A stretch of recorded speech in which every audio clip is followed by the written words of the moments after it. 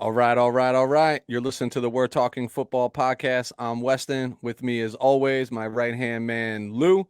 Lou, tonight we dive a little further into our NFL free agency period with our third edition this morning. Usually it's at night, but this morning we're going to focus in on the NFC and AFC East teams. I got to admit, though, this one feels a little different. The last two segments, we've been joined by a few special guests. They will be missed. But for this morning, I guess you are stuck with just me as we cover these teams. Reality is, though, since our last recording on Thursday night, nothing earth-shattering has really taken place by the way of massive. I don't consider that earth-shattering. We'll talk about it in a second. In terms of trades or rumored signings, but it is that time of year where every superstar somehow gets linked to every single team, and teams start convincing themselves, even if they're $40 million in the hole in the cap, like, we can go sign that person, no problem. They want to come play here, even though we won 2 games last year. So I kind of tend to like shut off social media at this point in time. You see, you're wrong, Weston. And let me tell you why you're wrong. This is perfect time for social media watching. Basically, you're trying to figure out who's going with what team. So you got to see who's following who's taking what teams out of their social media profile and stuff like that. This is the time where that's the inside information that you're really going to get and you're going to enjoy. So let's talk about those 2 items that you just mentioned then, right? By the way, I'm being 100% sarcastic. I hate people who look at players' social media and like, oh, he just followed my favorite teams, starting cornerback. He's definitely coming here. Yeah. That ain't happening. There was a player recently who did remove all headlines from his social media regarding his current team, and that would be quarterback Jalen Hurts of the Philadelphia Eagles. So I'm sure we'll dive into that in a little bit. But whoa. I use the term quarterback loosely when explain Jalen Hurts, please. All right. Either way, becomes immediate speculation that Deshaun Watson's coming to Philadelphia, right? Like, that's literally how quickly that conversation turns. But there was one event that took place, and it was the trade between the Dallas Cowboys and the Cleveland Browns, and Amari Cooper vacating his spot in Dallas and heading to Cleveland. We all saw the terminology you used on social media, so we won't repeat it again. But he's going from. Are you afraid to repeat it because we'll get canceled? Yes. Okay. No canceling here. But it's extremely accurate, though. Yeah. I didn't use those words, by the way. He used those words for sure. And we won't repeat them. But either way. I don't know how they're offensive. No, they're not. He's saying that Dak Prescott is not a good quarterback. His play reminds him of another quarterback. Yeah, how's that offensive? And he's going to a team with not another good quarterback, and it's just it's the way the cookie crumbles. But we'll tell our listeners, go check out the latest post on WTF Pod NFL on Instagram. You'll see the verbiage and terminology I used, and you just got to look at the Amari Cooper post. So absolutely. I think that will help explain everything. I do think, though, that Amari got moved for what I would equate to next to nothing. I think Cleveland won this trade. I mean, where Dallas wins is they alleviate the cap, right? And it was a significant number, and they got to make some moves. And, I don't know. We'll talk about it in a second. But in any case, I mean, so getting Amari Cooper and giving up a 6th-round pick, but Dallas only receiving a 5th and a 6th in return for, I'll say, a top 20 wide receiver in the NFL. That's not significant to give up. Well, let me tell you something. Last year, because of COVID and salary cap going down, everyone played these games. Just kick the money down. For 1 year, let's see what happens the following year. A lot of teams are paying for it. So Amari Cooper had a $20 million cap number, right? And I'm looking at teams right now, Weston, with cap space, and there's literally only 15 teams that have $20+ million cap space. Okay. So you're really limiting your market if you want someone else to eat that money. That's only half the NFL. Now you really take a deeper dive. How many of those teams really need, Amari Cooper or a receiver? You're probably limited it down now to 5 or 6 more. So now you're only 10 teams. So you're limited. So when you're calling these 10 teams, you got to take the best way you can get. And I think that's what happened. I was shocked too, because basically it's just a pick swap in the 5th round pick. Yep. So, but I mean, you're taking Amari Cooper for a 5th-round pick. Like, you'll win that. Like, yeah, but that's a win all day. no one could have afforded him, right? Because they're all big. Amari Cooper wasn't on their free agency big board, and they rather go out and get someone else. So I agree totally. So probably a good segue. But before we jump in, again, just to remind all the listeners that rules of engagement, right? So we're going to begin with the NFC East. We'll migrate to the AFC East.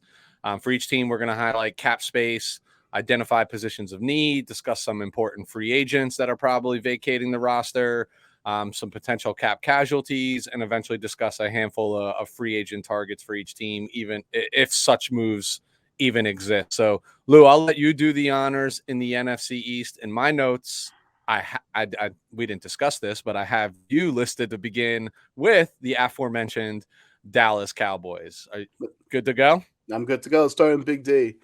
So when I first did this, and this is basically a cautionary tale, don't start this too soon. Don't start doing your free agency recap too soon, because when they first started doing this, Dallas was $23 million over the cap space, and they were ranked 30th, but they've made significant moves this past week. Aforementioned Amari Cooper trade, and we're going to talk about some other things. But now they're sitting at $19.6 million, which ranks them 14th in the league. So they did a good job clearing up some cap. I think there's more to come, to be honest with you. But before I get into that, it's just looking at this roster and doing the Dallas's roster, the top needs, priority free agents. I got frustrated, and I got frustrated because they squandered an opportunity. This roster was so talented, and I feel like they squandered an opportunity to really, I don't know, to go for it all. I just feel like, with that roster, they should have been closer to the Super Bowl than they were. And I can tell you right now, their team is not going to get better from a talent standpoint this year than it was last year. It's impossible with some of the moves they're making. And if you're a Dallas Cowboys fan, you have to be extremely frustrated knowing the fact that you guys are just trying to tread water right now. And I think the reason being is Dallas is looking at all the competition in the NFC East. And I see that, hey, I think, if we bring back some vital parts, we're still going to be real competitive and we still can win this division. There's no sense of urgency. You see what's going on in the AFC West, right? Yeah. Teams are loading up in the AFC West because it's just a copycat game out there. But Dallas looks in the NFC East is like, who's really scaring us? We don't need to get these, superstar players. We don't need to dramatically improve our rosters. And probably they're using this year as a refresh so that next year when Sean Payton comes to Dallas, they'll be better offset. They'll be better off to put him in a better spot to succeed. So those are my 2 words. I'm sorry, Dallas fans. I know this year's going to be a little frustrating. You're probably looking at that 9-win season type stuff, like right in the middle of the pack. But anyways, I digress. Top needs for the Dallas Cowboys. Believe it or not, a team that was once loaded at the wide receiver position, wide receiver is becoming quietly a big need. The interior offensive line, guard and center is a big need. Edge is going to be a big need. Linebacker is going to be a big need. Safety is going to be a big need. I'm going to tell you why later. So some priority free agents. Dalton Schultz already got tagged. I think that was a good move because the tag wasn't so crazy for a decent tight end, and I like Dalton Schultz.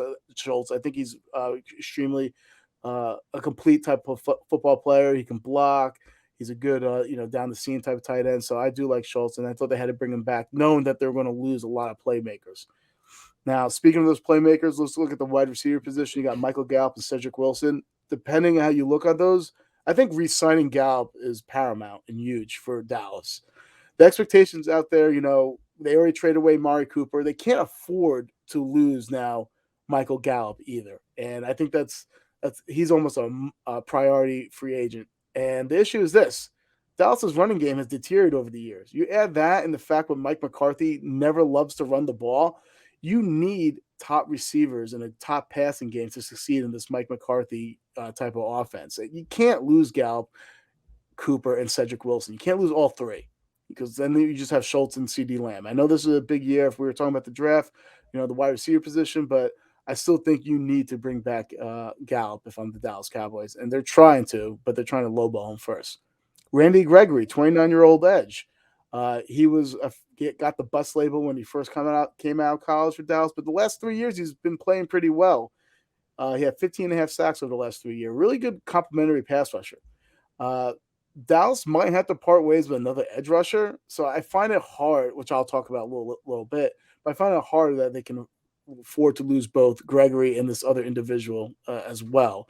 So I think he quietly becomes a priority signing too. And also look at their secondary, which last year they put together with tape and twigs and stuff like that, but uh, with a bunch of 1 year deals, I thought they actually found a lot of good value signings, almost Cincinnati Bengal esque. But it's going to look different this the secondary this year and the linebackers.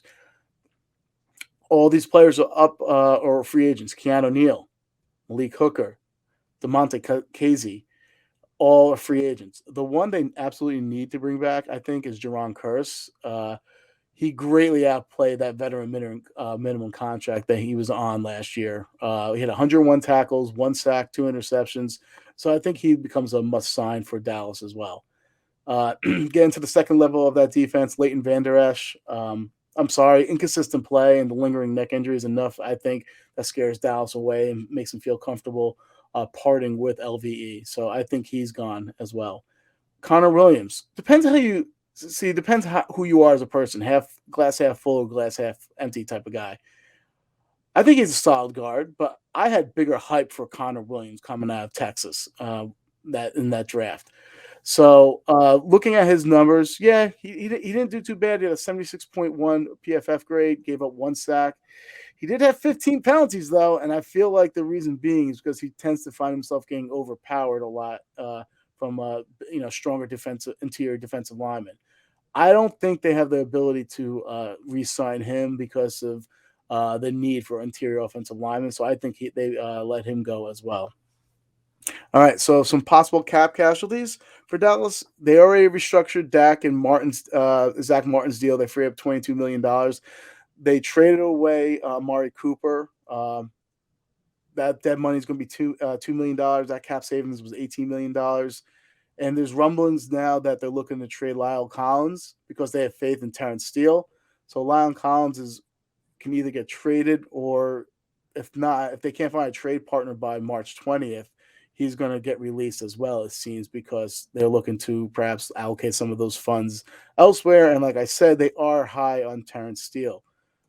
We made a joke last year, especially during our fantasy segments, about Anthony Brown, the cornerback from Dallas. What was the joke, Weston? Do you remember? If you're looking to start a fantasy wide receiver, what do? Target Anthony Brown. Whoever's Anthony Brown's lined up, I think they part with him. His dead money hit is going to be $1.5 million. Cap savings will be $5 million. Now, I was talking about possibly losing 2 edge rushers, Randy Gregory to free agency, and maybe DeMarcus Lawrence, to either a trade or a cut. He's 29 years old. If they cut him post June 1st, it's a dead money hit of $8 million, cap savings of $19 million. I was never a huge fan of DeMarcus Lawrence. He hasn't had a season with 7+ sacks since 2018. So I'm thinking with that cap hit of $27 million, I'm probably looking to part ways with him and try to get someone cheaper that can do almost the same thing as Lawrence. So some free agent targets. Over the years, I feel like the Cowboys have been like that more Bill Polian-esque type of building of a team. You build through, the draft.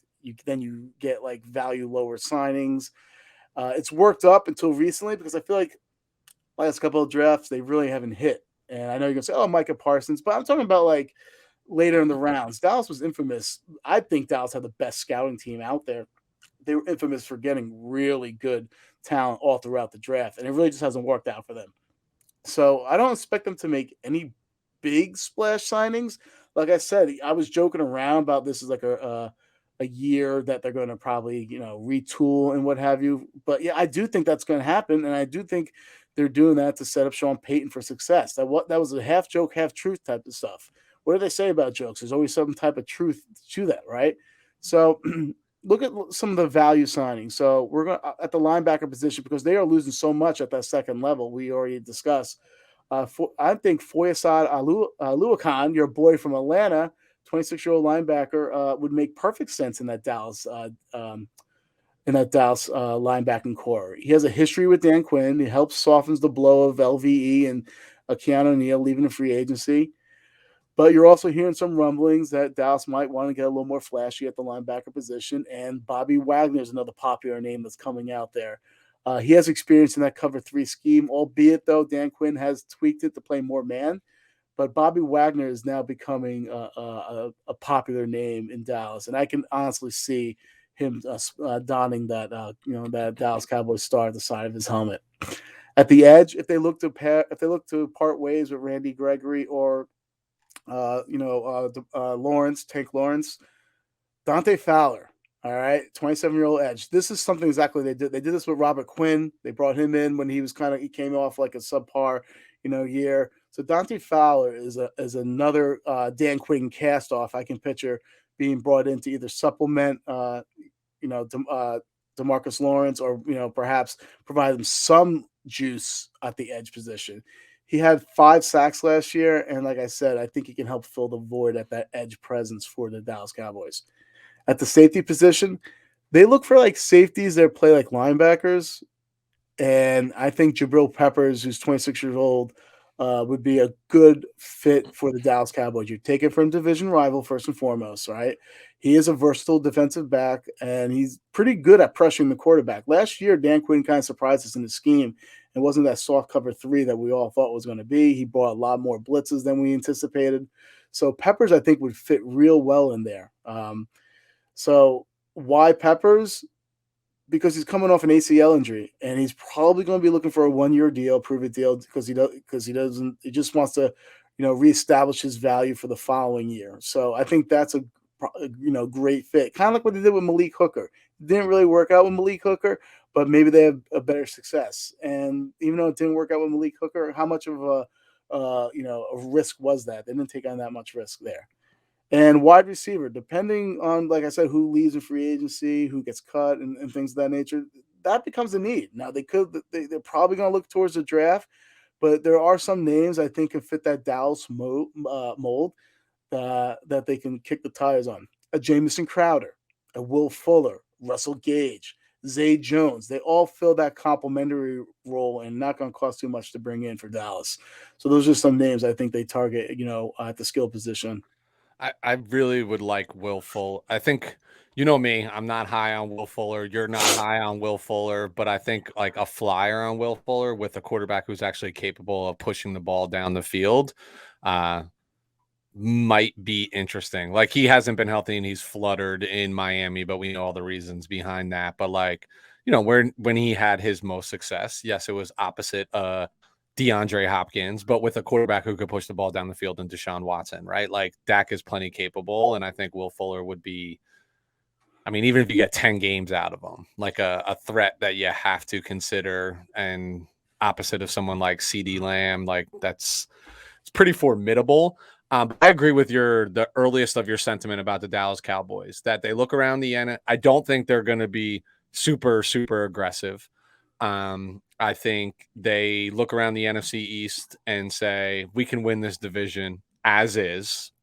And Cowboy fans don't want to hear that, because they're like, another year gone. And like, it almost becomes frustrating as a fan. Like, go ask the Green Bay Packer fans. Like, yeah, cool, we win the North every single year, but that just gets our hopes up that it's our year when we win 13 games. Like, dude, going into the playoffs last year, Dallas looked okay, but what did every pundit say?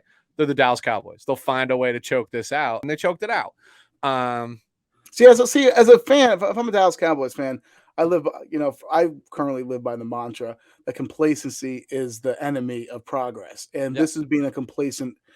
How deep, by the way? How deep is that? Right, that's pretty deep, right there. Right, it's the most philosophical thing I think I've ever heard you say. But all kidding aside, if I'm a Cowboys fan, that's exactly why I'm pissed off. That it's the complacency aspect, knowing that division's not too hard. We're trying to retool, stuff like that. Last year was the year. This is the second time they're wasting a Dak window. The first time was on his rookie contract, and they're losing Amari Cooper. They could possibly be losing Michael Gallup, all because of their long in the tooth running back who's making $18 million this year, and they can't get out of that contract whatsoever. So they're losing those type of players for Zeke Elliott. I think what's most frustrating, if I'm a Cowboys fan, is you did mention that a second Dak window. So they wasted the rookie window. And yeah, he signed a really, really big contract. I forget what he is against the cap right now, but I feel like it's something like, what is he right now? Like it's sub $20 million, right? Which is not significant for a upper tier quarterback. Next year, that number is $49 million against the cap. Yeah, he's $19 million against 19.7 this year. Next year, it's $49 million against the cap. And why I'm bringing this up is you're a Yankee fan. Please think of the years under the late George Steinbrenner. Jerry Jones is of that mold, like pushing the chips all in and go. And I know it's different in the NFL when you have a salary cap, but that for years when we were growing up, he was the most aggressive owner and general manager that I can imagine. Like, there's a reason why he's retained the Cowboys fan base, because he'll go get play. Like, he'll go do it. Like, he's not afraid to do it. They changed their philosophy when the Suns got involved, though. Yeah. Well, that happened to the Steinbrenners, right? Like, once Hank took over versus George, like, it's more of a business now. Yeah, things look different. It's a very profitable business for both teams. I mean, they own their own networks and things of that nature, right? And but I think that's what's disappointing is, like, when you listen to Jerry talk, he's like all this guy wants to do is win. And it's one of the reasons why I love Jerry Jones. I love that he has no filter. I love he says what he wants to say. I love that his employees are constantly on edge, because that's what a good owner and general manager should do, is to push you. Jerry Jones doesn't strike me as somebody who's complacent. Everybody else around him feels very complacent. And I do think this year is the year. You hear that? What is that coming from? Okay, you don't hear it, so that's fine. My computer's making noises of some sort and something's playing. It's a second show. I know. I don't know. But, dude, I have so many windows up. I have no idea where it's even coming from. So, and if I hit mute, it's just going to mute all of us. But, like, they're wasting time, right? And I do think this year is the year that I do think there's a sentiment of, yeah, let's just get through this year. We win a division. We'll be fine. We probably might not compete, but it's gonna 100% be the last year of Mike McCarthy's reign in Dallas. Like they could win the Super Bowl, and I'm convinced he's gone. You know what? A match. Cowboys fans do not want to hear this. Nor do I think it will happen. But still, you know what? Let a match under Dallas Cowboys. This might be a necessary evil for Dallas Cowboy fans. Eagles training for Deshaun Watson. Think about it. Yeah. Provides that urgency. Oh no, we're not playing second fiddle. So that might be a necessary evil. What do great businesses do? They promote competition that people. So it becomes. So by promoting competition, you're basically trying to increase production. That's exactly what would happen. You're promoting competition within that division, and then Dallas will not want to feel like the fat kid left out during dodgeball. Dude, it's so true. I would use an old Jim Harbaugh quote that almost got so stale, but he would say it at like every press conference in training camp: iron sharpens iron, right? Like, that's just what competition breeds, and it's gonna make you have to step up your game. All right, this is not the Dallas Cowboys show, so let's move on, because we still have 7 other teams to get through in a short window here. So let's progress forward. I'm gonna dive in with the G-men, the New York Football Giants. They are negative $3.7 million in cap space right now. Giant fans, and we know plenty of them. My entire family, I'm talking to you. Let's be very clear about what's going on here right now. They finished 4-13 last year, which was good enough for last place in the NFC East. This roster is in a lot of trouble. The real win for the Giant fans right now, and like, I know it's way too early in a football year to consider this a win, but this is the real win, was the termination of Joe Judge and bringing in a very solid coaching staff head by Brian Daboll, but also bringing in a defensive coordinator like Wink Martindale, who's had nothing but success in the NFL, an offensive coordinator like Mike Kafka, who's been around great offenses, most namely in Kansas City, and is probably ready for his opportunity. To me, these are the biggest moves and the biggest wins that you're going to have in free agency, and it's going to help you build for the future. Daboll doesn't strike me as like The Giants kind of got out of their rhythm, right? Like a couple years where it was like coach for 2 years, coach for 2 years, coach for 2 years. Such bad Like, coaches. yeah, McAdoo, McAdoodle, and then Joe Judge. Judge. But with those things, like that's not Giant-esque, right? Like they usually give somebody time. And the problem is every time you change, they made the right move every time trying to get a new coach, just wasn't the right coach. But you can't ever build a regime. Coaches have certain offenses, certain defenses, certain players that they like, certain mantras they're trying to build. And when you're recycling that every 2 years, there's no place for consistency. And that's been the biggest thorn in the Giants side, I feel like. I feel like they finally. I feel like for Giants fans, don't mean to interrupt, but I feel like for Giants fans, your biggest moves this year is not going to be via free agency or even the draft. It's going to be getting the right coaching there. I think you have to look at that as a win. Finally the coaches are there. Yeah, So and I think that's the biggest move for them.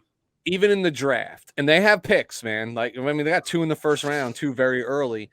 But they will start to get players that fit the mold of this regime, right? So they might not be impact year 1, but this is all about like this is a rebuild of sorts, right? And it's not going to feel like it should feel like that this year because I just think they should expect a static year, right? Like some incremental changes, but to me, next year will be the huge shift in personnel for this team. Like they're right now, this entire team is just loaded with players from 2 former regimes that to me don't fit what this team's going to do. And you can only overhaul so much in a single season. Yeah, So, I think if you're a Giants fan too, you have to understand that basically I kind of lost my train of thought. Never mind. Sorry. Early in the morning, haven't had my cup of coffee. I was going somewhere impactful for that, and I kind of just dropped the ball on there, kind of like Kenny Galladay. Yeah, we'll talk about him in a minute here. So top needs for this team. They need a tight end.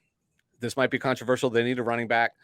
They need help in the D tackle, so the interior defensive line, linebacker, offensive line, and eventually the quarterback. But that's not going to happen this year, Giant fans. Like you're going to get another year with Daniel Jones. What this regime is going to do is they're going to field a roster, and they're going to find 10 to 15 guys throughout the course of this year that are going to be part of this regime moving forward. I mean, they have 38 total free agents. That's actually a lot, right? And I don't think they're going to bring many of those names back, right? Why would you bring back players that from a losing squad? No, I mean, they have a couple that I think are worthy of retaining, but they probably won't be able to just even given, the cap situation, although they're not like dire. They have, and I'll talk about this in a second, but they're still over the cap right now with 38 total free agents, i.e. meaning there's still a ways to go to fill out this roster. But what I always see in my time is finding new coaches find players from scrap heaps that have been part of their teams in the past to help bolster that identity. So Giants, you're going to have some Giant fans, you're going to have some new faces and new names, but they're not going to be impact players. They're going to be about building a culture, understanding offensive schemes, understanding defensive schemes to help bring the superstars that you might have and the new rookie faces up to speed as quick as possible. But I think there's a couple of names that, like I said, that I don't think they want to lose. So some of those impactful free agents, you just mentioned this individual, safety Jabril Peppers, still only 26. I know he only played in 6 games last year. He's serviceable, but he's playing out of place.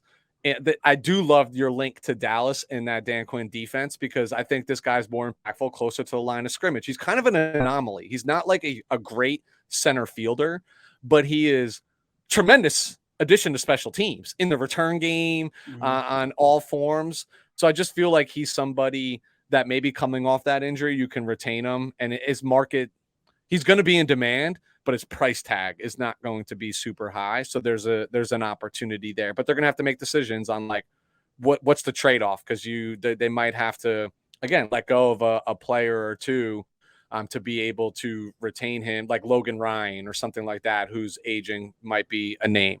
And Brian Dabble has been with an organization that really puts emphasis on the back end of that defense, and particularly the safeties, the Micah Hyde, Jordan Poyer type. So I'm not sure if he's going to try to emulate that, but just keep that in mind. They might want to bring him back, but maybe he's just not fit for the wink defense. So Yeah, I think that there lies the rub, the wink defense, right? Like you bring a guy in like Wink, you're like, go do your thing, dude. Go find the players you need to. Like, I'm gonna focus on this offense and get this team humming a little bit. But I have surveyed a lot. I'm a Giant season ticket holder, right? So like, I know plenty of Giant fans, and I actually asked them about free agents they would want to bring back, not just my look at it. A name that came up was at the interior defensive line was Austin Johnson, 28 years old.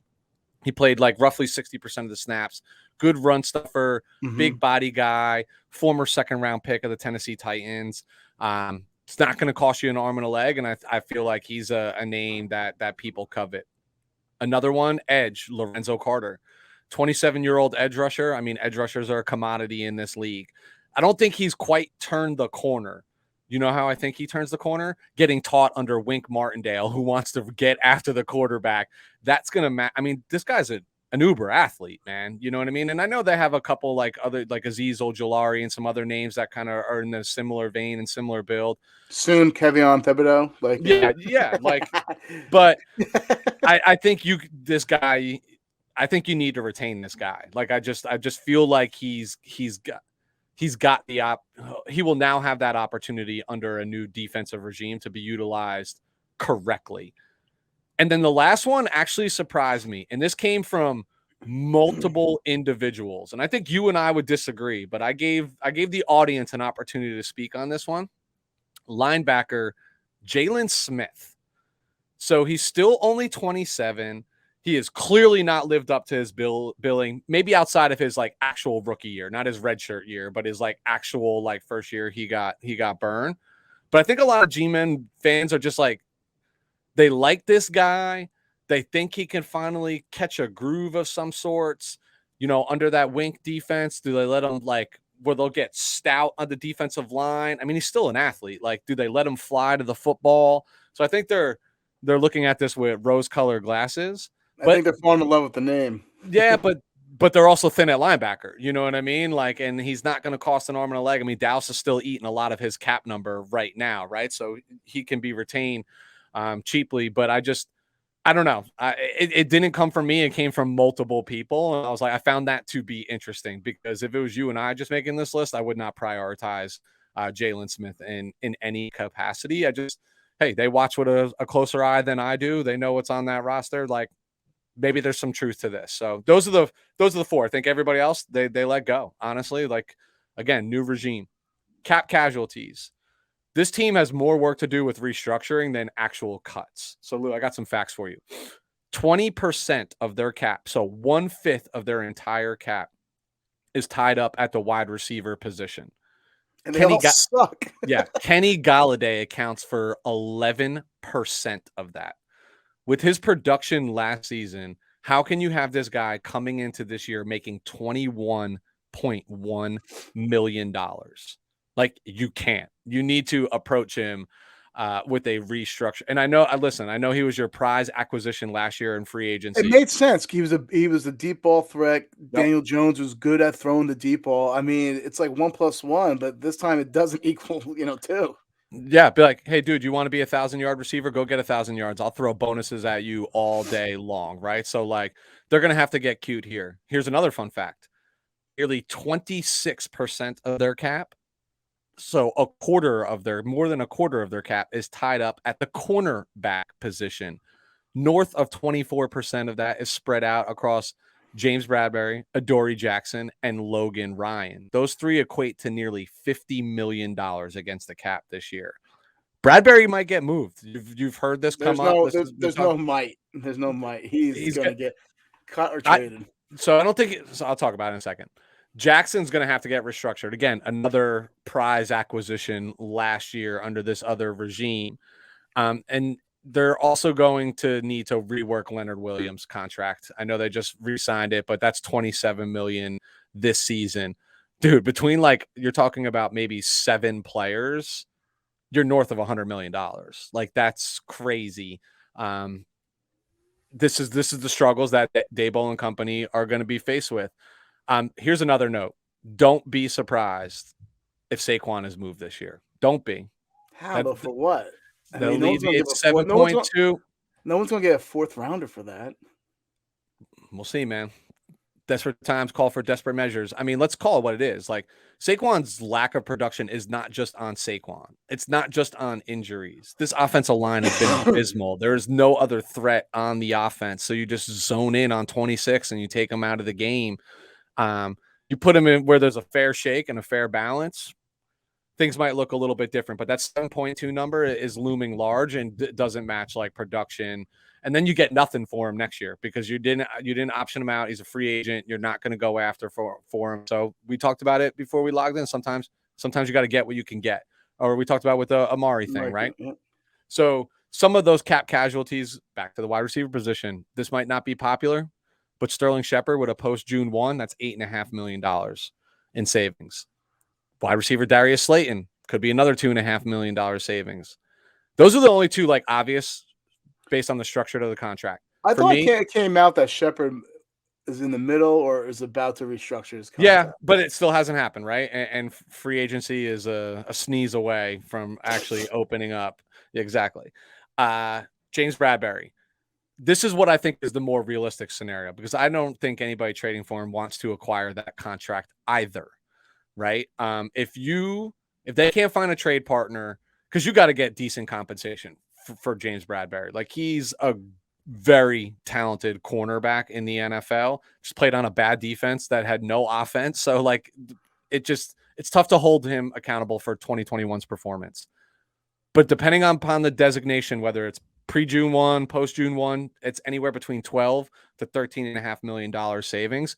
But it's kind of a scenario for me that feels like you cut him to get it off the cap and then work with him to re-sign something a little bit more friendly. Now that takes two to tango. That's not going to work. Yeah, he's thinking, if you're James Bradberry, why are you coming back to the Giants then when you can go anywhere else? Maybe you're getting your money regardless of cutting or traded. So then you can actually handpick the team. So well, it all depends on, again, it depends on the player, depends on the agent, depends on the relationships, right? Like, this is a business. They know it's a business. And sometimes it's like, look, I got to do this to free it up.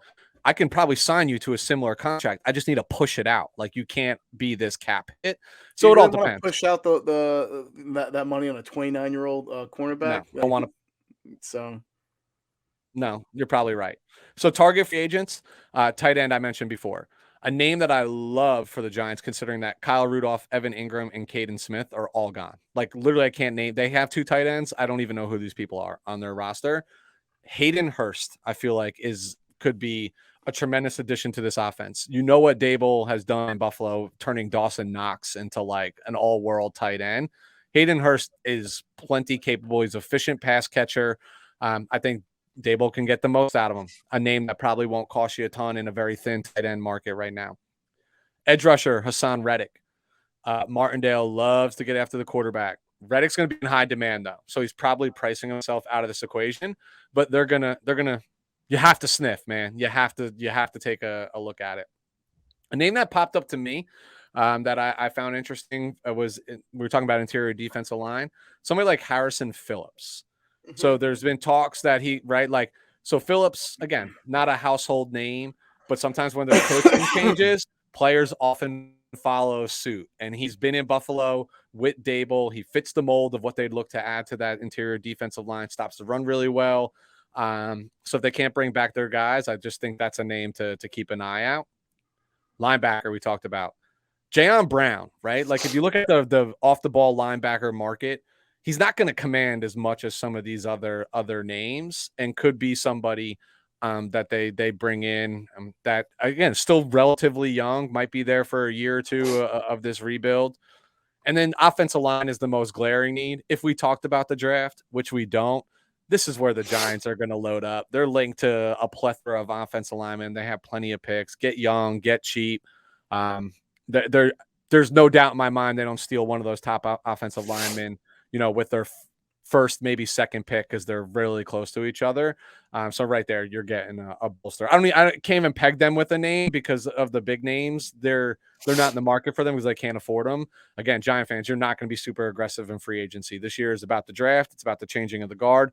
Next year is where you're going to see this team really kind of let the reins go and let Dable go get their guys. So that's it. All right, yeah. I mean, Giants, like I said, I think I remember what I was going to say before I had that brain fart. I think what Giants fans, you have to realize, like we said, the biggest acquisition this year is your coaching and your general management.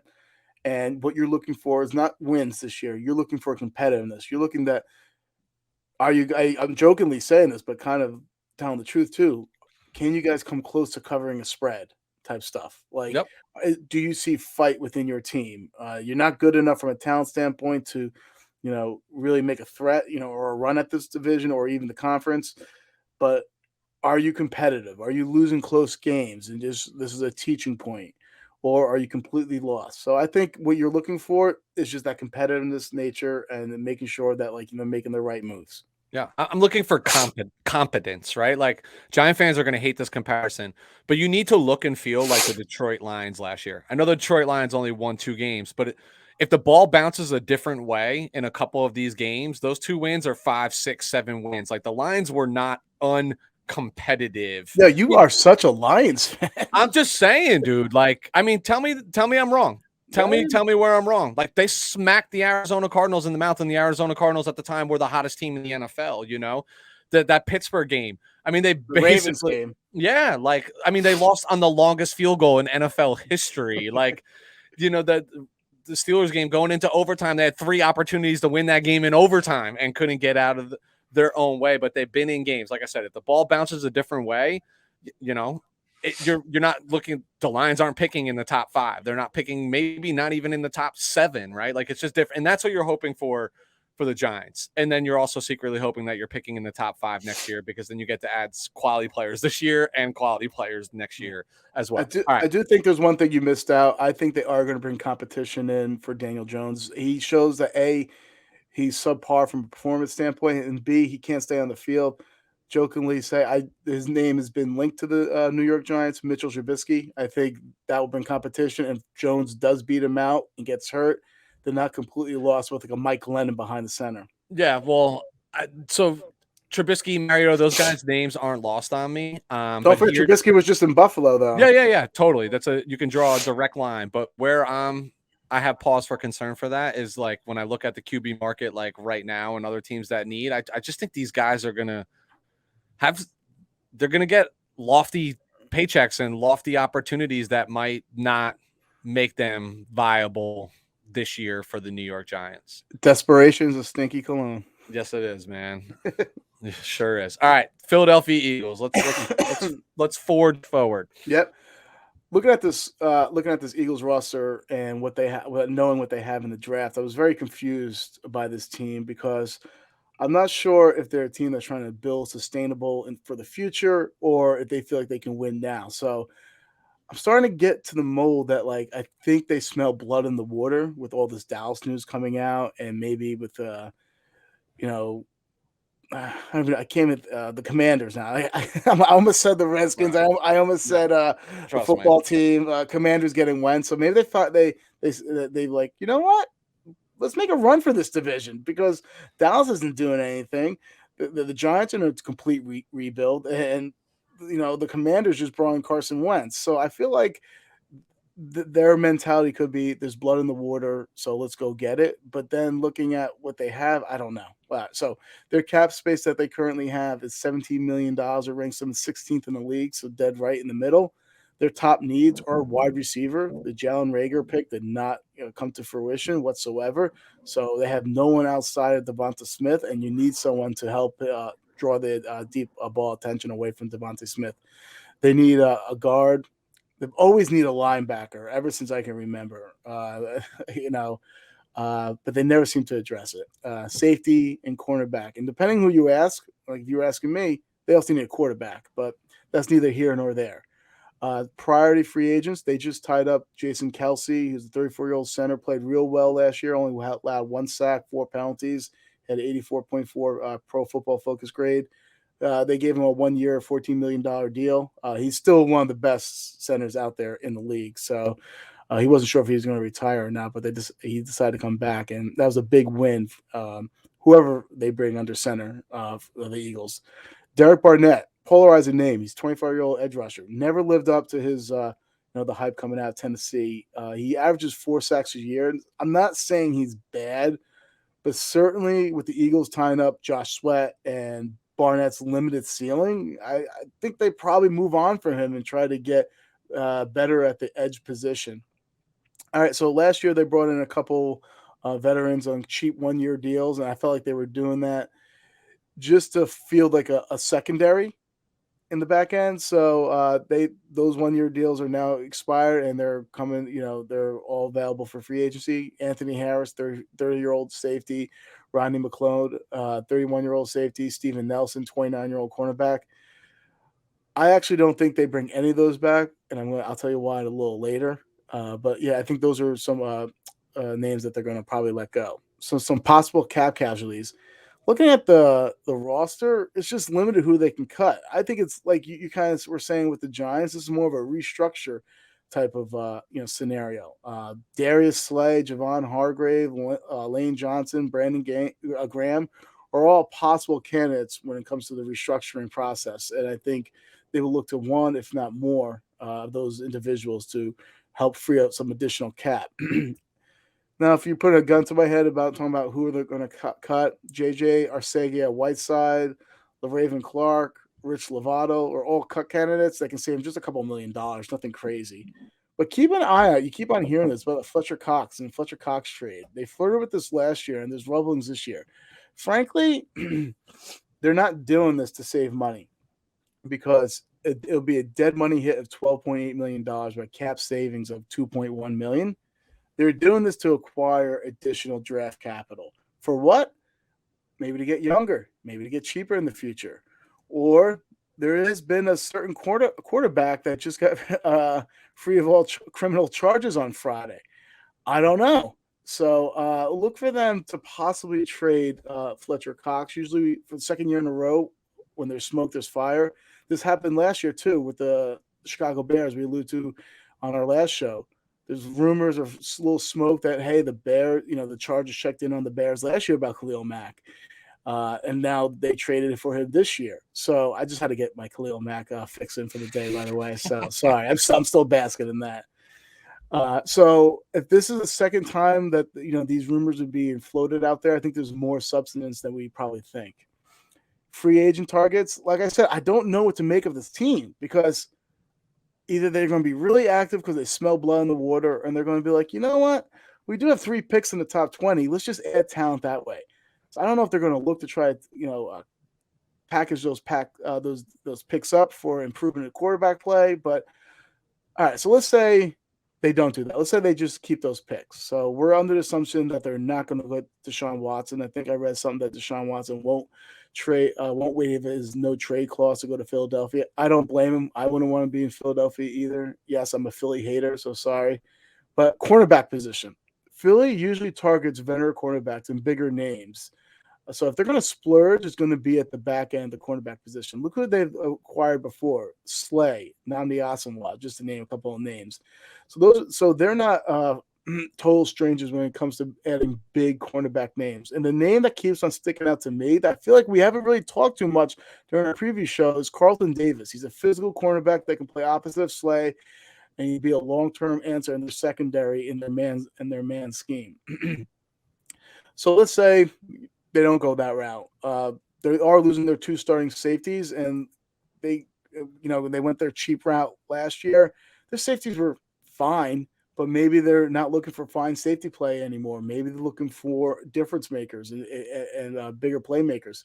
Marcus Williams is a name, I think, to watch out there in Philadelphia to provide a little more in the turnover aspect of that defense.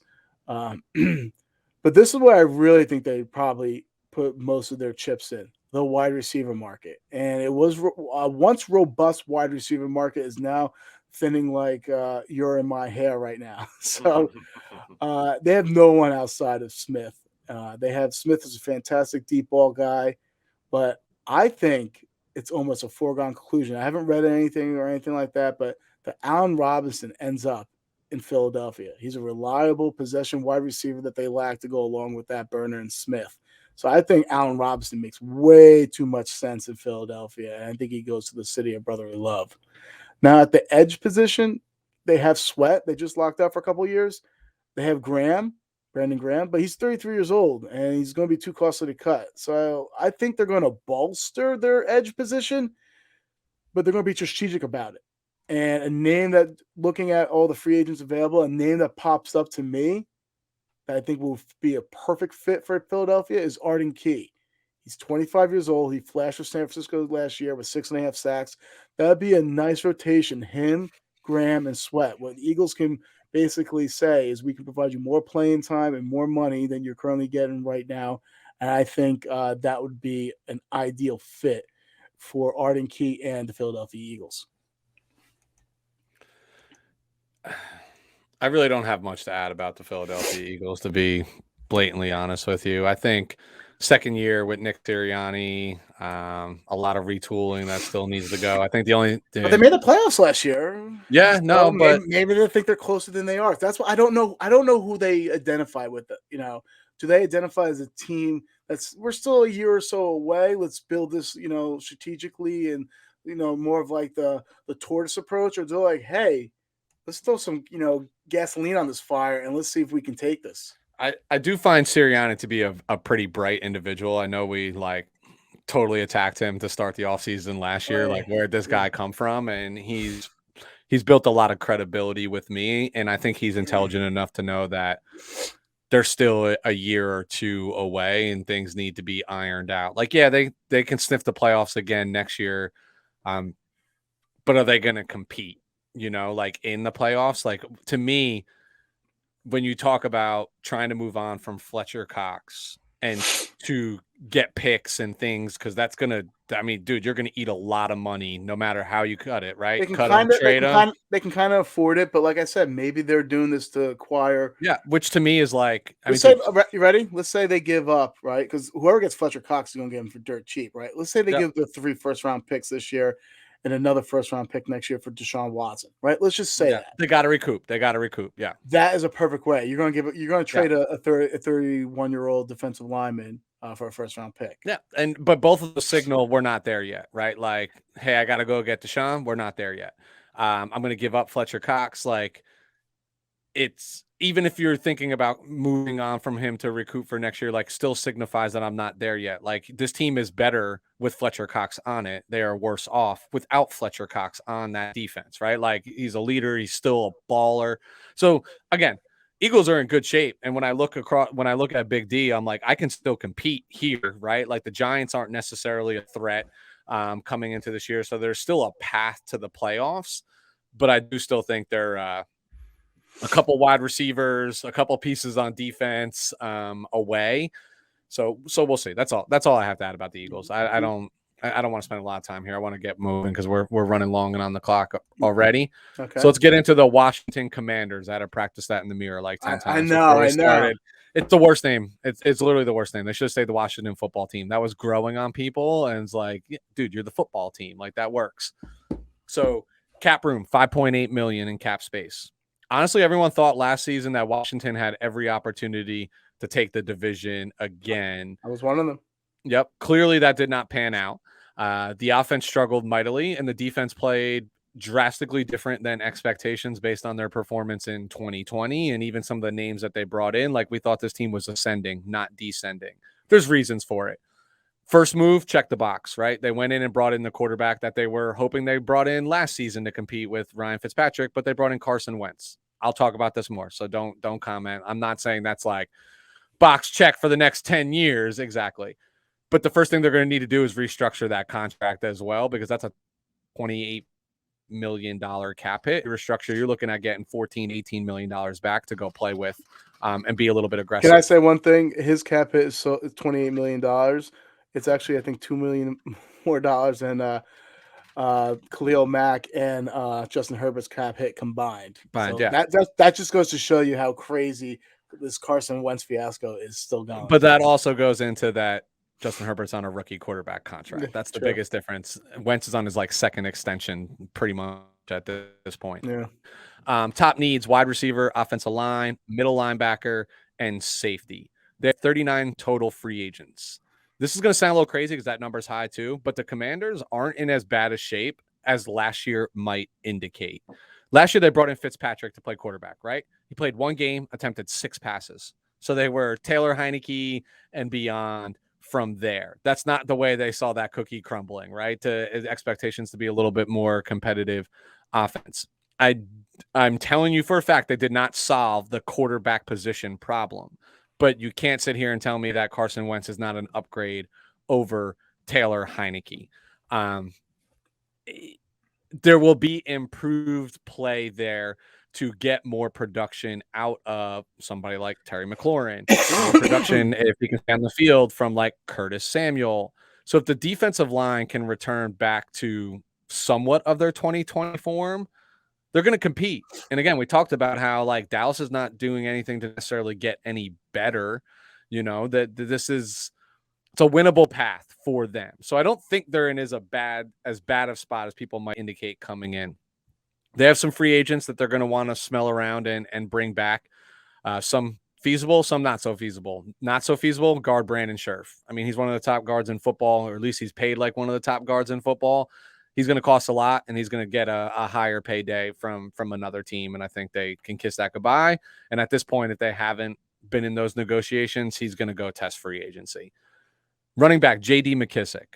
I'm sorry, dude, but please tell me who is more reliable than J.D. McKissick. Like, I just feel like this guy is Mr. Reliable. He's a beast out of the backfield in the passing game. He's always there when you need him, no matter where he's been and when that quarterback goes down. And if it's my backfield, he's the guy who I want to shoulder some of the load from a guy like Antonio Gibson.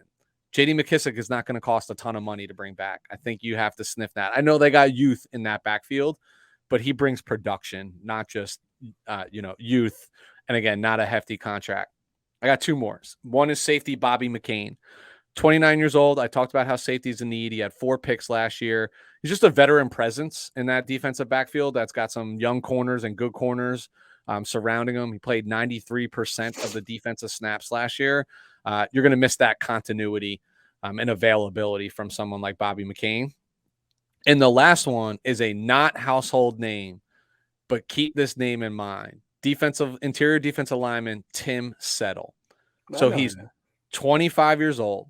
He's just a big man, height and weight, who is stout against the run and actually does create a good amount of pressure up the middle against the quarterback. But the reality is there's just not room for him on this defensive line. But you should be, because you can never have enough defensive linemen and have rotational pieces. But a lot of teams are going to be reaching out to this guy. I promise you'll hear about him in free agency, and he will make an impact in 2022 for whatever team he plays on. Secret spoiler alert that you'll hear on our next show is I want the 49ers to be in on this man. I think he can make it, but he's just the odd man out, man. Just the odd man out. Like we said with like Ryan Kerrigan last year when he came to free agency, just the odd man out on a really stout defensive line. So cap casualties. Some have already happened. Some will happen, but this team is, has some restructuring options starting with Wentz. Other options here are like looking at like William Jackson, Curtis Samuel, Kendall Fuller, some folks that they can go to. Those are 3 of the 4 highest paid players on this team right now that they can go to. Yeah, not a good look then when the restructuring people you're talking about right now are the people that just signed a year ago. So that just shows the incompetency of general management right there. In some capacity.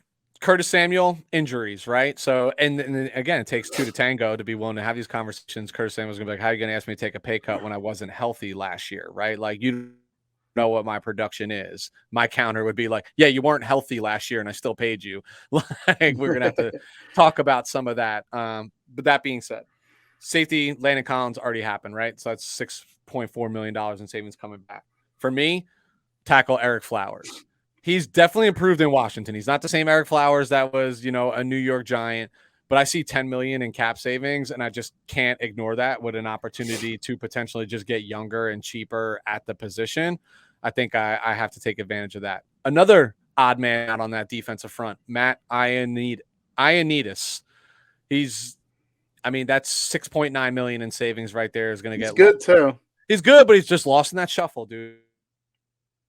Just lost in that shuffle. Like, that's a lot of money you're going to have defensive line. Not to mention, you're going to have to start extending some of these guys that were all first-round draft picks that play there. Safety, Gerald Everett, $2.5 million in savings. I don't think this would be on the table if he wasn't going through his legal situation right now, where he's definitely being almost charged with vehicular manslaughter from a car crash in which his girlfriend unfortunately passed away as a result of that car crash. So I think his legal troubles are going to make this an easier decision for the Commanders. And then the final one for me is punter Trace Way, 32-year-old punter with a $2.5 million savings. If you're cut post June, can't have my punter who's 30 plus making $2.5 million when I need that cap space. Time to bring some of that money back. Target free agents, wide receiver is a need. I think in an ideal world, you want Curtis Samuel in the slot. You want McLaurin outside. You got to go find somebody opposite to pair with him. Allen Robinson just feels like a match made in heaven to me for Carson Wentz. Like just somebody who plays 15 yards, no deeper from the line of scrimmage. That's where I think Carson Wentz kind of makes his money and is a little bit more comfortable. But another name that we brought up when we talked about Washington last year and made a lot of sense was Juju Smith-Schuster. Again, somebody who plays closer to the line of scrimmage, a great complement opposite of McLaurin. But at the end of the day, I love that fit there. I think that's Juju, me too. Yeah. But if they don't get either of those two, again, some names that I that you might see, MVS, DJ Chark, people who are going to be on the lower echelon there, help maybe stretch the field a little bit. But again, that's not really Wentz's like strength.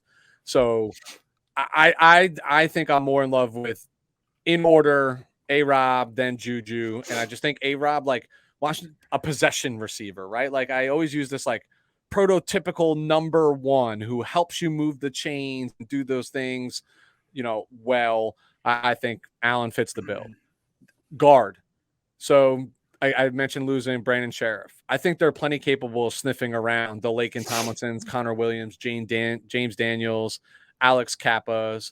I think anybody that basically, when you think of what Sherf's going to get, he's probably going to get $16, $17, $18 million a year, right? I think anybody who's in that sub $10 million annual area, like those guys, are going to be opportunities for Washington to improve. Again, they're not far out of this, right? Like, they have an opportunity and they're bringing a lot of people back.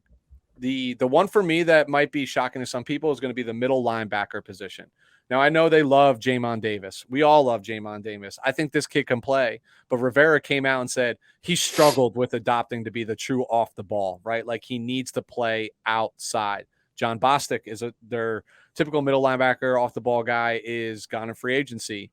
So this could be an opportunity to go target my guy, Foyside Olakun, and maybe bring him in. But what people don't actually realize yet, unless you follow the Atlanta Falcons or follow the We're Talking Football podcast, is he's going to get paid, and he's going to get paid a lot of money. He's not going to get paid Fred Warner, Darius Leonard money, but this dude is getting an upgrade in his contract that is going to price him out for some of these teams. So let's say he's off the table. Names to me that make a lot of sense: Josie Jewell, Jayon Brown. These are all folks that I think kind of fit what they're trying to do schematically. And then the last one, safety.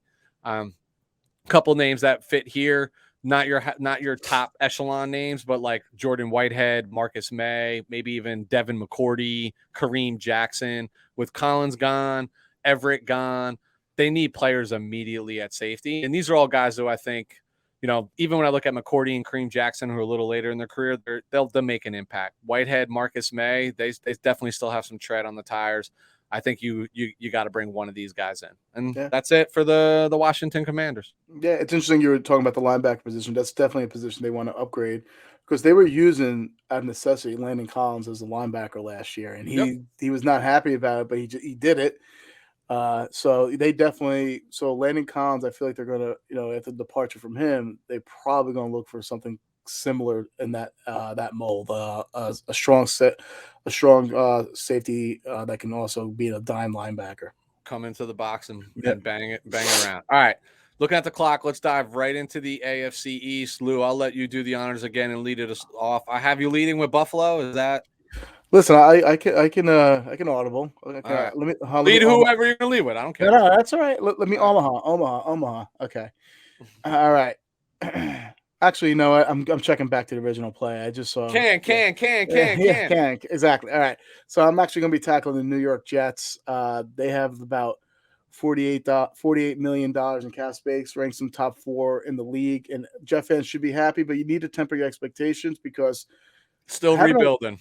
It's not only just still rebuilding. It's when you're not a good team and don't show a lot of promise, it's hard to attract free agency. That's why bad teams, you really have to hit on the draft for cheaper talent to then attract that do well in the season to then attract the free agents. So they do have $48 million in cap space. Like I said, they're top 4 in the league. Their top needs, tight end. I can't remember the last time the Jets had a decent tight end. And I'm not saying Kyle Brady, so you stop that malarkey right there. Right guard, wide receiver, edge, cornerback, safety. And once again, ever since Revis has left, I can't think of another cornerback that's been there that's been adequate, or just mediocre to that fact. So those are all the top need positions for the New York Football Jets. Priority free agents: Jameson Crowder, 28-year-old wide receiver. He's good when he's healthy, and I just think they look to part ways with him because even though he does play well, he's seldom on the field. And I do think the other free agent wide receiver they have, Braxton Barrios, is where they're going to try to focus most of their attention. 26-year-old wide receiver. There's been talks about they are interested in bringing him back. He's flashed last year, made some big plays last year, and they're hoping to bank on they're going to pay him for what he's going to do as opposed to what he has done. Morgan Moses, 31-year-old right tackle. I like Morgan Moses. He's solid.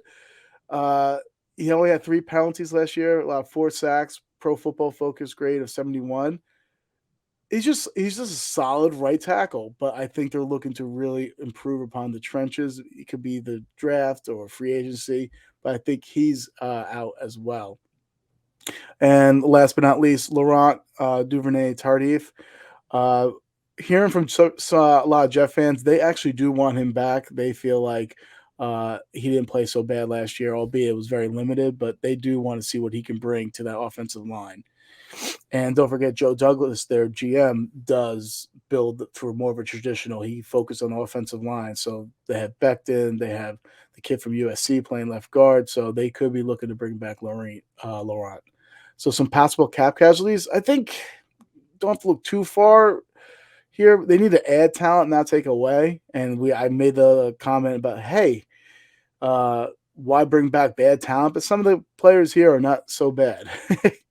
Not really a vote of confidence if I'm a Jet fan listening to this. George Fant, 29-year-old swing tackle. I think he's fine. I think you probably try to keep him, but he could be – they're looking to upgrade in the trenches. They can save $10 million and only incur a $1 million dead money hit. So that's something intriguing for the New York Jets. Conor McGovern, 29-year-old center. He's been decent. He had a 75.9 Pro Football Focus grade last year. However, there are a couple centers out there that are significantly better. We talked about the Bradley Bosemans. We talked about the Ryan Jensens. They might be looking to really fortify the offensive line for Zach Wilson. So they do look to part with Conor McGovern. It's a dead money hit of $1.3 million, cap savings of $9 million. Justin Hardy, 28-year-old cornerback. Not going to lie, I had to look this guy up. I don't know anything about him, and that's saying a lot because you were talking about Tim Settle before, and you're not going to know him. He went to Virginia Tech. So I feel like my knowledge when it comes to where players come, I don't know anything about Justin Hardy. They can save $2 million off of this guy. Ryan Griffin, 32-year-old journeyman tight end. Last year had 27 receptions, 261 yards, 2 touchdowns. I think you can get way better production from almost anyone there. So they can save $3 million there as well. So we're talking about the whole for free agent targets, right? We're talking about adding talent, but they're going to have to be strategic about it because you don't want to get into the business of overpaying players just to come here and you have to pay a premium on them because you're the New York Jets and you're not good right now. So you have to really be strategic about where you spend your money. And two things they have to accomplish here. First, they got to fix that offense and offensive line. They can't do to Zach Wilson what they did to Darnold. They can't have Darnold 2.0 on their hands. They have to really fix that offense, add more weapons, add more protection. They can't have Darnold 2.0 with this regime. And they have to continue that transformation on the defensive side for Robert Saleh to fit the mold of what he's really looking for in that 4-3 cover 3 scheme that he runs. So they have to continue making that transformation there. So let's look at the edge position, which is always important in a cover 3 scheme. They're looking for a complementary pass rusher opposite of Lawson. So Jadeveon Clowney makes sense because he usually chases the bag. So maybe he's just like, I just want to be the high, just whoever's going to give me the most money. Maybe Jadeveon Clowney. You talked about Hassan Reddick. That would be a good fit too. But I really think the guy that they're going to bring in and be Uchenna Nwosu to play that Leo position. He's had success, and he's played under Gus Bradley defense. What does Gus Bradley do? He plays cover 3. So he has success and familiarity with that type of scheme. So Uchenna Nwosu could be the Leo opposite to Lawson out there in New York. Cornerback positions. We've mentioned his name before. Carlton Davis. He's better than man. But they need to add some influx of talent at the cornerback position. Maybe a Casey Hayward, familiar with the cover 3 scheme. Steven Nelson, who's pretty good at zone. Dante Jackson, we talked about him before in our last show, that he's explosive, fast, and good at zone. Those are all names I feel like that would, quote-unquote, settle to come to the Jets because they're looking to continue their career or get paid a little more, and they might be able to get more than their fair market value out there in New York. Safety position. They don't have that safety that's imperative in a cover 3 scheme, that center field, that center fielder playmaker.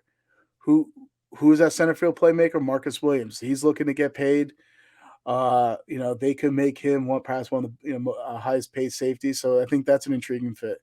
Anthony Harris too. Once again, if they swing and miss on Marcus Williams because they can't attract him, Anthony Harris also fits that mold. Last but not least, Quandary Diggs. He's really good too, but I think it'd be hard to attract him. I think he wants to go somewhere to win. Now, guards. All right. This is where Robert Saleh kind of does, your San Francisco 49ers a little dirty. I think Laken Tomlinson is a perfect fit for what they're trying to do out there, with the New York Jets. I think he poaches from his old stomping grounds. Just makes too much sense. Once again, you are fortifying that offensive line. You got Becton, Vera Tucker, now Laken Tomlinson. That's a pretty good starting point when it comes to your offensive line. Then you hit the draft. Tight end. Like I said, I can't remember the last time they had a tight end. They need a safety valve, and they need more athleticism. And there's 3 names that comes to my mind: Gerald Everett, Evan Ingram, and OJ Howard. Those are some guys that they're not great, but they're good. Even if they get mediocre at the tight position, it's going to provide so much additional. It's going to be so much more noticeable. Just mediocrity at the tight end position for the Jets will be, like I said, just provide so much additional value. Yeah. Tempered expectations. That's all I'll add, right? It's just still like, hey, you're in year 2 of this thing. You hit the nail right on the head, right? Like, players have to want to go there too. And when you look at some of the top names on this list, like, some are going to want to get the bag.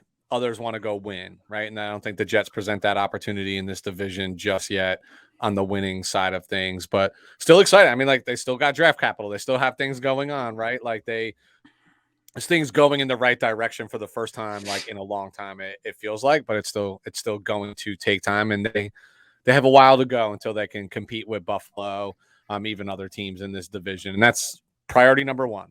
Be the best team in your division first, and that's what they're slowly building towards. What they're probably trying to accomplish is what the Giants will probably try and accomplish this year: be competitive. That's it. Other games were not competitive last year. Yeah, exactly, right? Like, just compete. Show me that I have the right mentality on this field, because otherwise you're chasing the players, and the scheme never gets right, and the regime never gets right because you don't even have the right mentality on that field in some capacity. All right, so I'm going to lead in with the Miami Dolphins. They also have $48 million in cap space. I don't really know how to feel about Miami right now. Like, I disagree entirely with the firing of Brian Flores. I think owner Stephen Ross is just a complete hot mess and should be banned from the league. But what I do love is I love the signing of Mike McDaniels as their head coach. Dolphin fans, you're going to love this guy. He's a real quirky personality, but this is a Yale guy, a student of the game, insanely intelligent, and players are going to want to go play for this guy. Like, I promise you that. And hey, good news.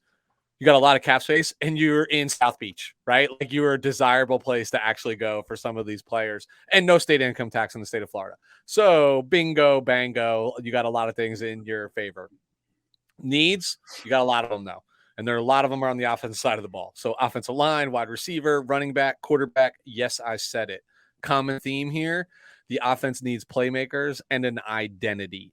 The defense is top notch to me, but the offense doesn't do them any favors, right? I think the defense could be even better if the offense can move the ball a little bit more consistently. But it would still be very prudent of this team to add a depth piece or two, specifically edge defenders.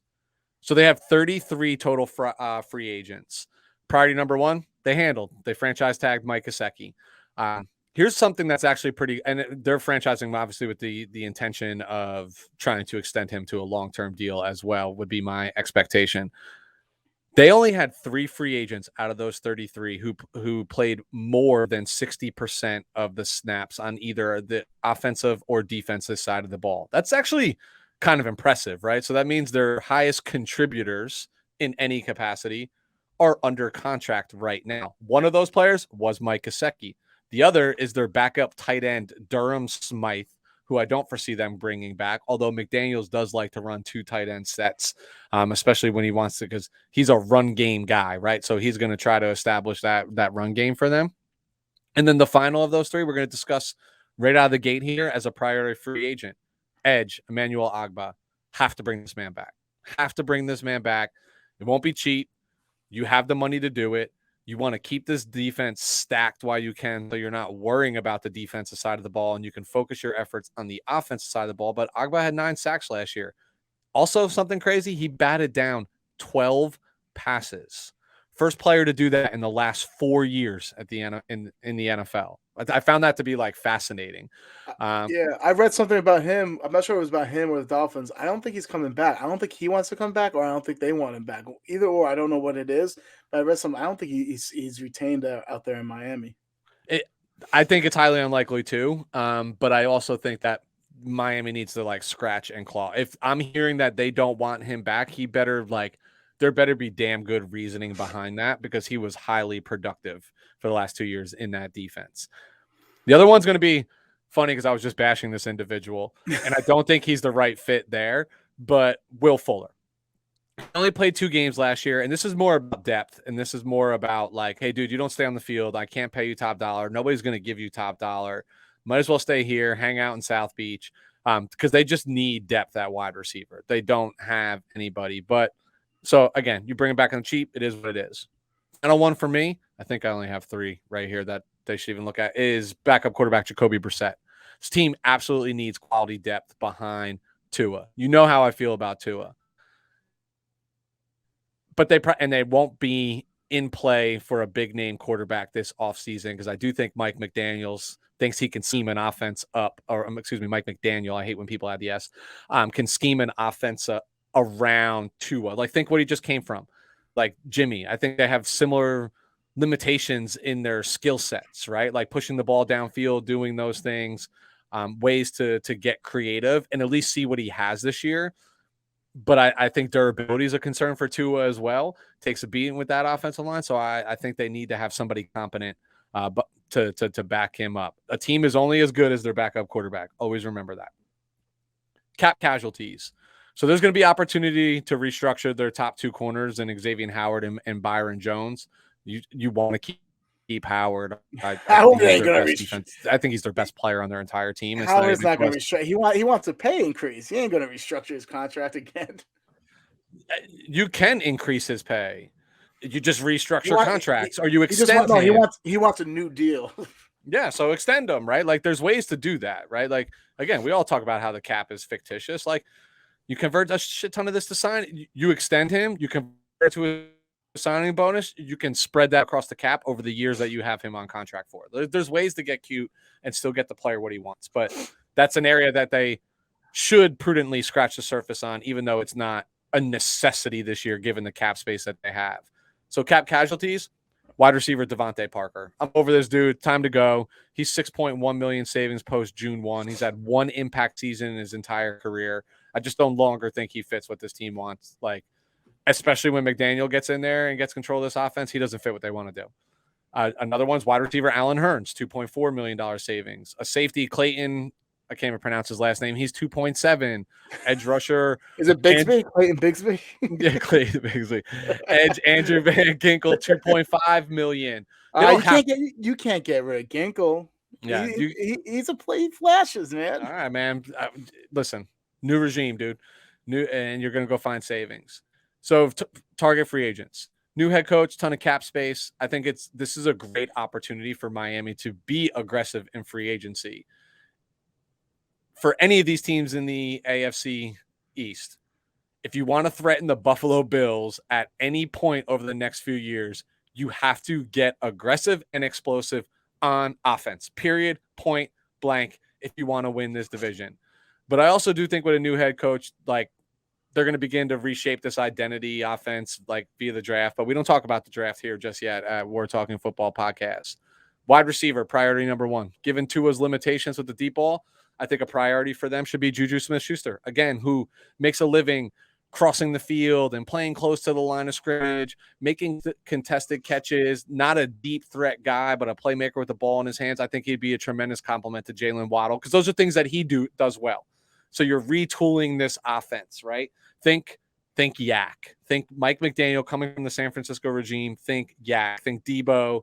Think Brandon Ayuk. You get the ball quickly to these guys. They make plays with the ball in their hand after the catch. If I had more confidence in Tua's ability, I'd say, hey, maybe somebody like DJ Chark or Christian Kirk were in play, but I don't have the confidence, and I think that's a waste of time, to be honest with you. But every team wants to have a deep threat because they hope their quarterback can do it. So don't be surprised bringing one or multiple of these individuals in to be part of this team. Edge, I mentioned it be prudent. I also mentioned they had a lot of money. If Agba's gone, hey, I'm making a call to Chandler Jones. Mike McDaniel knows him well. Saw him 2 years for many years out in Arizona. Opportunity, I'm making that call. Or even Hassan Reddick. He wants to get paid. You can pay him. If these guys price themselves out, steal Jerry Hughes from a division rival. Maybe we talked about Randy Gregory before, who kind of resurrected his career a little bit and kind of removed that bust label. But I'm honestly not sure if Gregory's like a true fit in this scheme. But again, interesting names that you can target. Running back. Running back is an area of need. I know Myles Gaskins can play. But again, I would tie this back to the head coach, new regime, new thought process. Mike McDaniel has grown up in the NFL under the Shanahan arm and umbrella, where it's multiple backs make a scheme go. The name that you look for here, and it pains me to say it, is Raheem Mostert.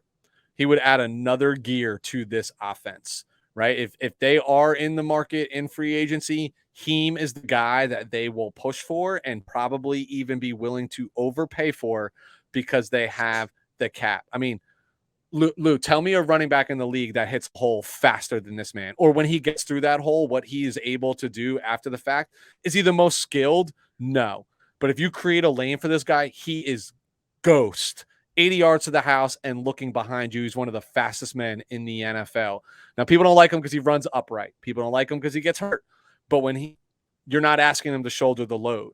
You're asking him to be a compliment to Gaskins, and I think he is literally the perfect compliment to go to a coach that believes in him and has been around him.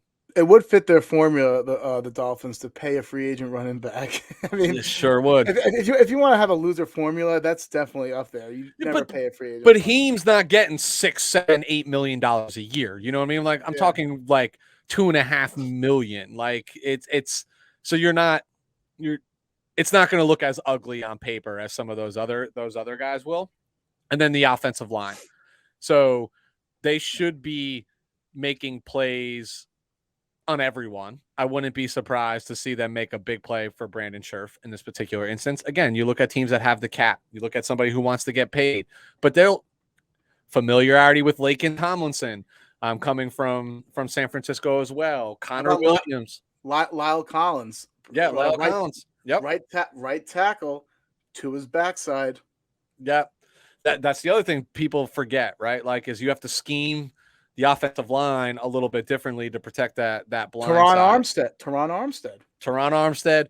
They got the money. Dude, they even take a deep veteran gamble with somebody like Eric Fisher, right? Like, Yeah. any of these names are upgrades over who they got right now is really what it boils down to. So I think Miami's in a unique scenario, and then we'll get into Buffalo here because we got to keep this moving. But I think they're in a unique scenario because they already have one side of the ball pretty well established. They can focus a lot of their offseason efforts via draft and free agency to build an identity on offense that fits the identity of the new head coach that they brought in. And they have an immediate opportunity to compete. What's going to hold them back? You already know what I'm going to say. It's the quarterback. It's that simple. Buffalo Bills, let's go. We'll see. All right, so no one circles the wagon like the Buffalo Bills. All right, here we go. Looking at this roster, the GM of the Buffalo, is it Brandon Beane? Yeah.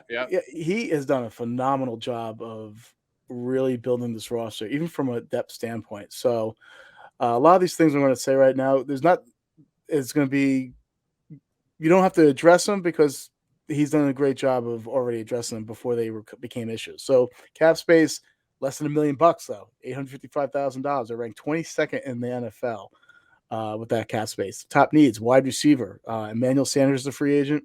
I don't think they bring him back. They're looking at possibly losing Cole Beasley. There's been rumblings. They listen. If it comes on the media and that you hear like a team's saying that, yeah, you can look for your own trade. You can look for a trade. Guess what? That means is if they can't get anything of value for you, you're going to get cut. There's no way you can. Yep. It's like telling your wife that, like, you know what, I think I might want to see other people, but let me sleep on it. I mean, that means you're done. Your marriage is done.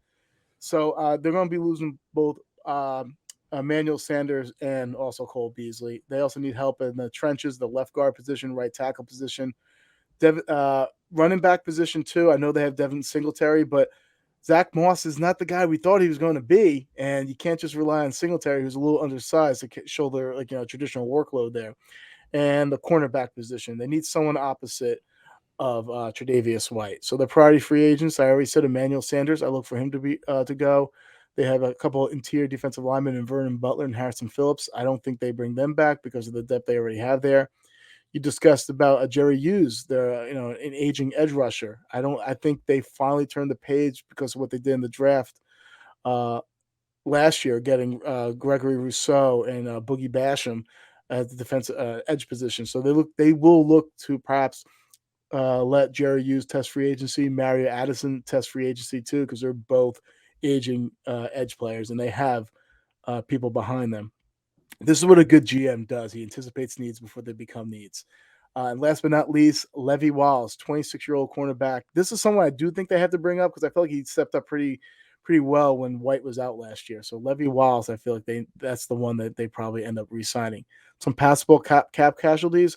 I keep on lauding this Buffalo Bills roster because it's so efficiently built. That being said, I don't think there's much fat to trim here. I think they're looking at restructuring deals such as Diggs or Tre'Davious White or Josh Allen.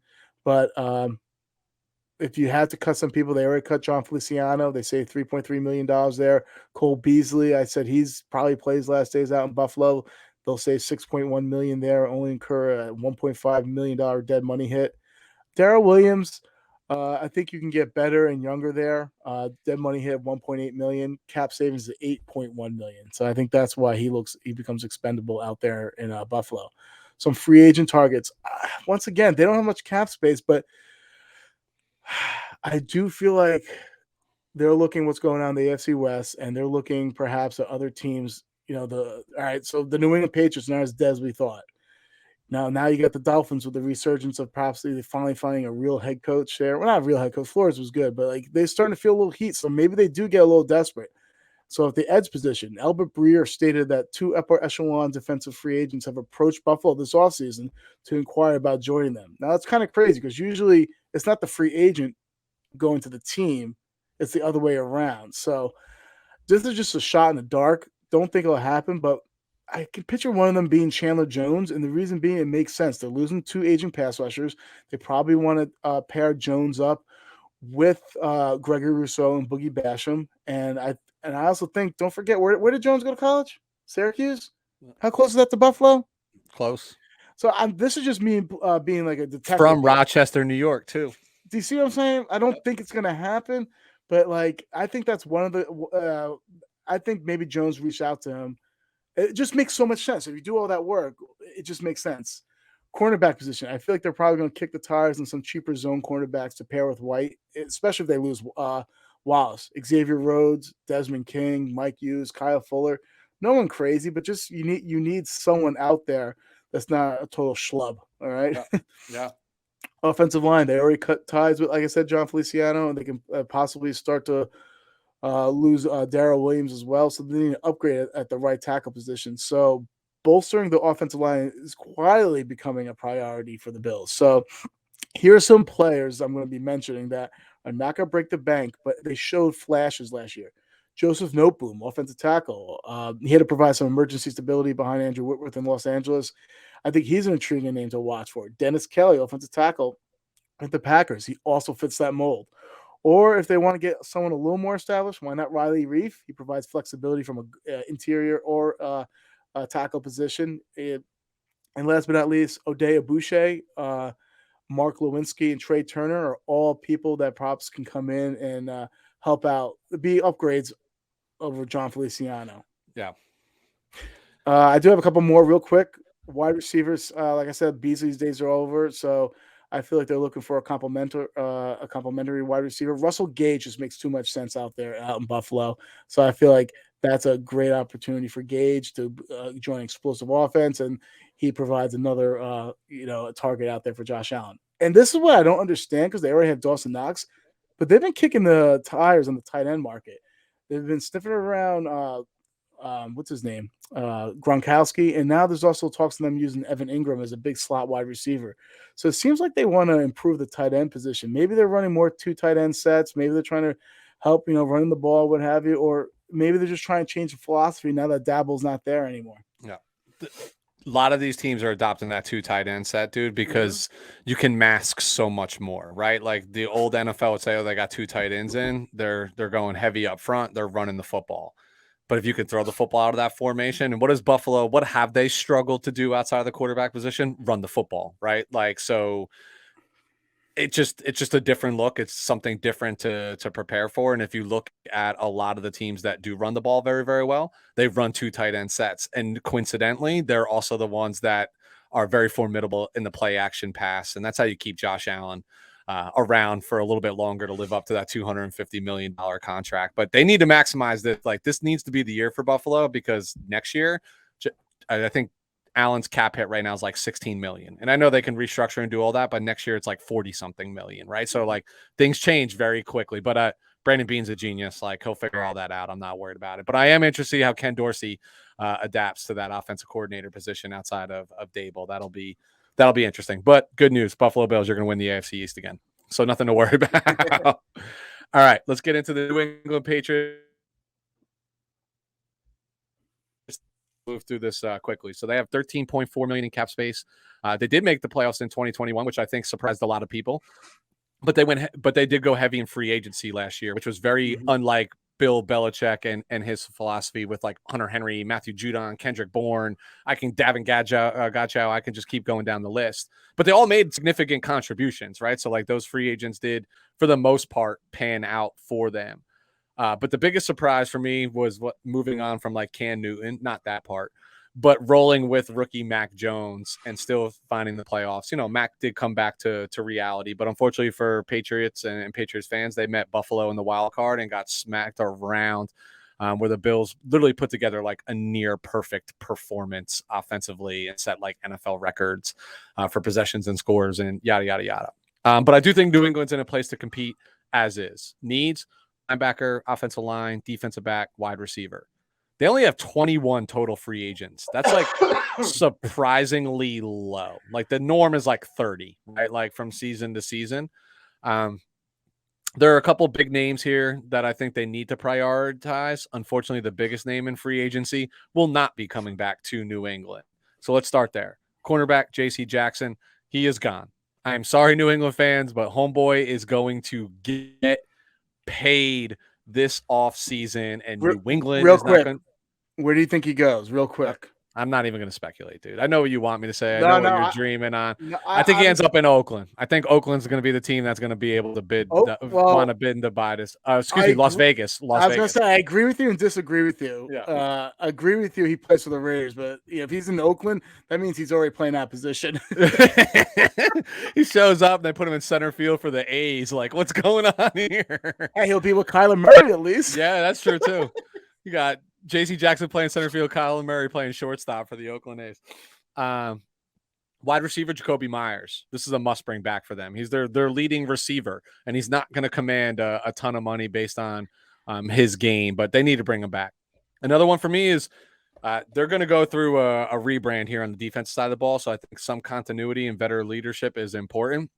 Safety Devin McCourty. I know he's older, but he's been a staple of the team for a long time.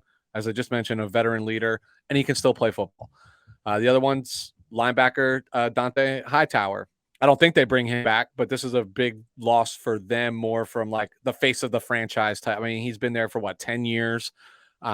He's gone, but I think this one's it's tough for fans to swallow, like when you're just like, this really is a changing of the guard on that side of the ball. New England never had the fans. Let's not feel sorry for their fans or talk about what tough for them to 20 swallow. years of just upper echelon competition. I don't got time for that.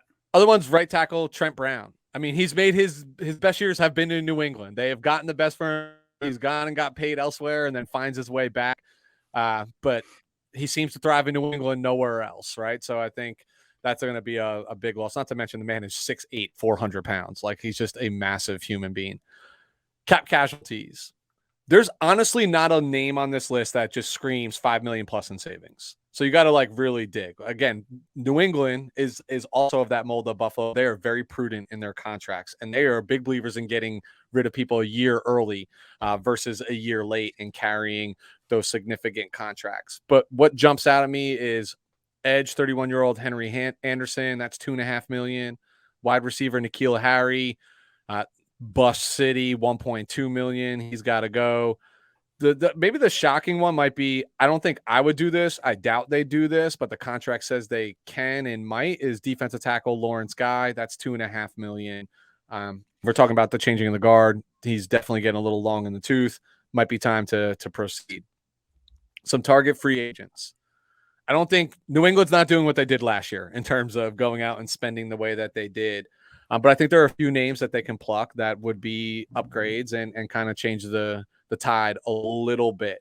One that stands out to me at the cornerback position, which they're going to need to improve, is Rasul Douglas. We talked about how well he played last season. We also mentioned that J.C. Jackson is gone.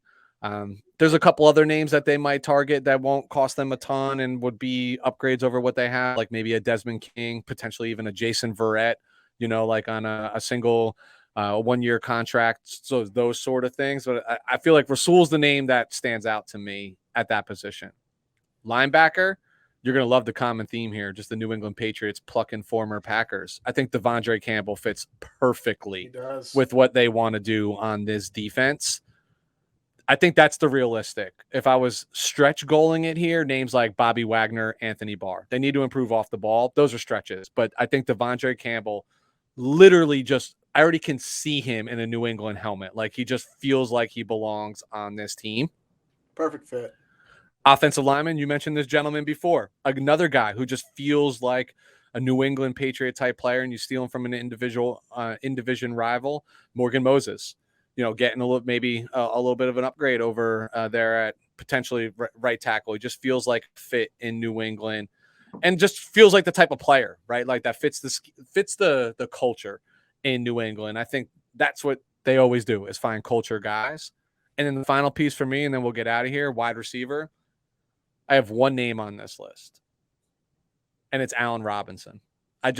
He he is what Mac Jones needs right now. Again, I say that prototypical number one wide receiver, but when I say that, I mean a possession wide receiver that can move the chains on third down, who plays within 17 yards of the line of scrimmage really well, runs good routes. Like Allen, like if they're going to overspend at any position, this might be the one, and I think this might be the guy that they would be all in. I didn't even bother listing out another name because I feel like it's Allen Robinson or bust for New England in the free agent market for the wide receiver. So that's what I have. I mean, New England's going to compete. It's going to be Buffalo and New England at the top of this division. I think Miami is a year or two away because they're rebuilding that offense. So they better hope that defense can hold on. But that's it, man. That wraps us up for the NFC and AFC East. This is a busy week for us at We're Talking Football. Just a few days ago, we were covering the NFC and AFC North. Monday night, we're going to be doing the NFC and AFC West. Stay tuned. We have a surprise guest. You'll hear a little bit more about that.